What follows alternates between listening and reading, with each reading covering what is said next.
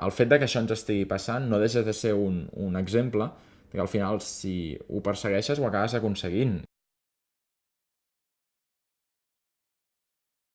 Vam fer molts projectes petits i un d'ells va ser iOS, que va néixer fruit d'anar a casa d'un i de l'altre, deixar-nos informació, oblidar-nos-la i dir, ostres, doncs estaria bé tenir un lloc a internet on poder deixar les coses i recuperar-les més tard. I així, d'una manera totalment transparent, va néixer el projecte. De fet, al principi molta gent va dir que no tenia mercat o que no hi havia un mercat per fer el que fèiem, però tot i així vam dir, bueno, intentem-ho perquè si a nosaltres ens pot ser útil, potser hi ha algú altre que també li pugui ser útil.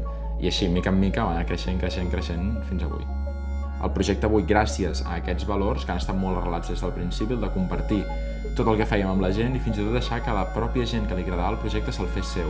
Avui hi ha 42 comunitats a 42 països del món, estan traduint iOS a més de 35 idiomes i tot això és una cosa que nosaltres mai hauríem pogut fer per nosaltres mateixos. A nivell internacional va explotar el 2009 totalment quan als Estats Units se'n va començar a parlar molt i els líders de diferents sectors van mostrar el seu recolzament oficialment al projecte. Que llavors els mitjans van dir, ostres, doncs si tots aquests, dels quals jo m'enfio moltíssim de la seva opinió, s'estan mullant per al projecte és perquè probablement té futur. I així és quan va començar a créixer de manera exponencial fins avui.